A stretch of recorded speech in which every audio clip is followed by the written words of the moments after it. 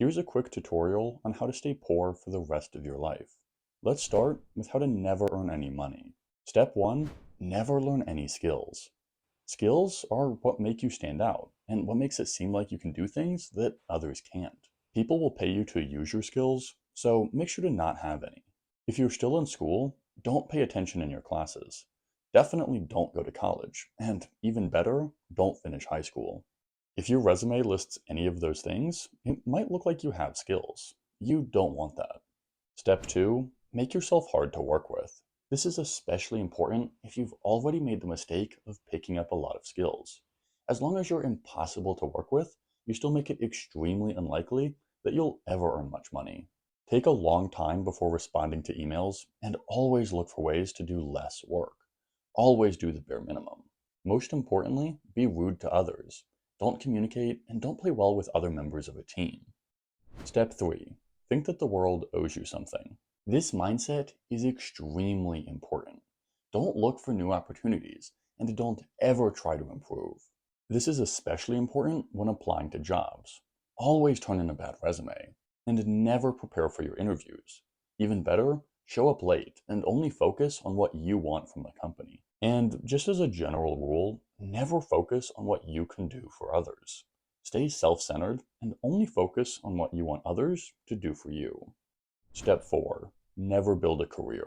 If you advance too far in your career, it will be hard to not make a lot of money. And that could happen even if you don't have a lot of skills. So make sure to switch jobs constantly. Ideally, you should find a new job before spending more than a year or two at your current position, just to make sure that you never advance. This will be easier if you find positions that are difficult to advance in. Seasonal employment and manual labor are great. But even so, don't stay too long where you might get the reputation of being committed and hardworking. And it should go without saying that you should never try to earn more money on the side. Just keep working minimum wage jobs for as long as you can.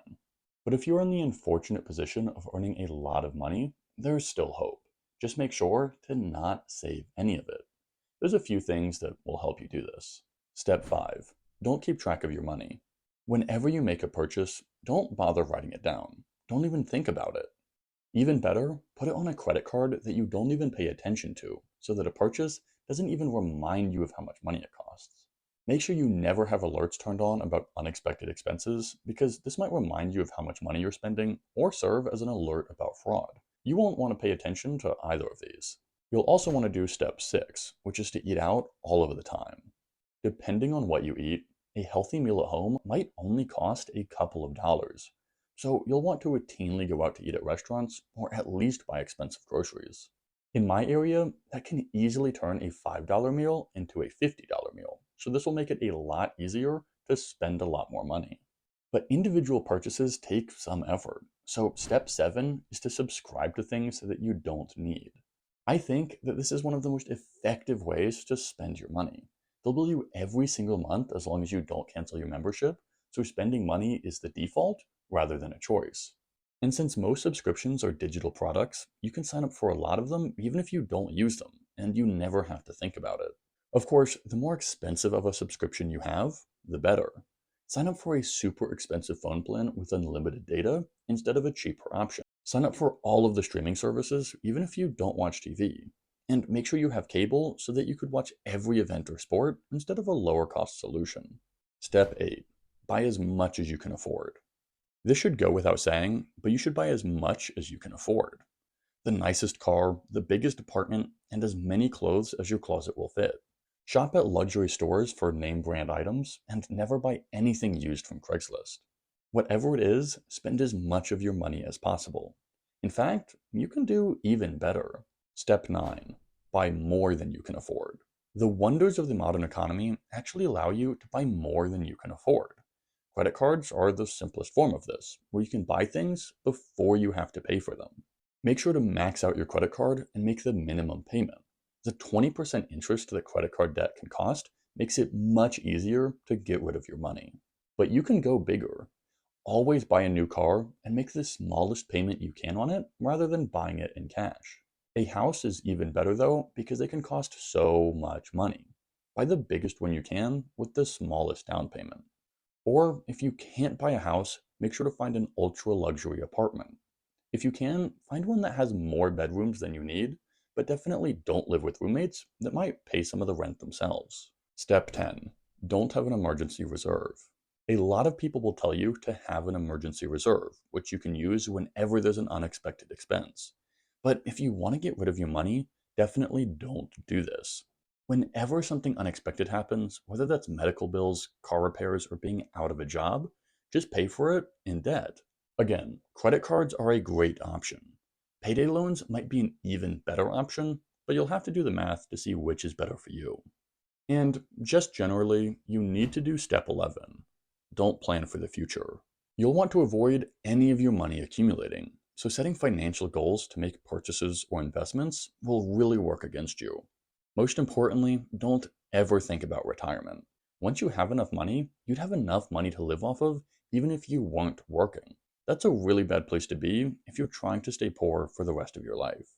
But if you earn more than you spend, there is one last way that you can try to stay poor forever. We need to talk about investing. Step 12. Avoid company benefits. One of the easiest mistakes you can make is maxing out your company benefits. This can be a huge chunk of money, so make sure you don't sign up for this. For example, at my company, I can add around 10% of my salary just by maxing out my retirement benefits. And those retirement accounts have a tax status that makes it even harder to lose money. But no matter how much money you have coming in, make sure you do step 13, which is to pay high trading and management fees. Unfortunately, a lot of really popular investing services have made it virtually free to invest. This is a huge issue if you're trying to stay poor. You'll want to find actively managed funds that charge a very high fee. And there are tons of internet gurus that charge really high monthly fees for stock and crypto trading tips, which might be a really good option. Step 14. Trade all of the time. No matter what, I recommend trading constantly. Not everyone knows this, but your investment returns are taxed differently depending on how you invest. At least in America, if you profit off of an investment that you own for more than a year, you pay a long-term capital gains tax. But if you made a profit from buying or selling within less than a year, that profit is treated like income. You'll likely be able to pay much more tax on those short-term gains than long-term gains. Step 15. Invest in individual companies. Another tried and true strategy is to invest in individual companies instead of a diversified portfolio. Now, this is risky. Sometimes the company you invest in will end up doing much better than the market. But over the long run, this usually means your wealth will grow less. And obviously, you can skip any research and just randomly pick companies to invest in. That's a real time saver. But if you do have the time, a really useful investing approach you can take is to find companies or cryptocurrencies that recently had a really big spike due to media attention or a Reddit campaign. If you can invest right before the hype goes away, you might be able to lose money on the bubble bursting. But you want to make sure it really is a bubble, not a warranted increase in valuation. And the last thing you need to do is step 16, which is to not ever make a strategy. As long as you stay aimless with no plan, you'll never accidentally make a lot of money.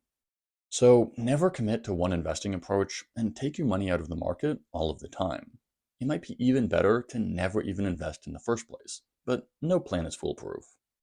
For example, even though gambling is a great way to stay poor, you could accidentally win a bunch of money.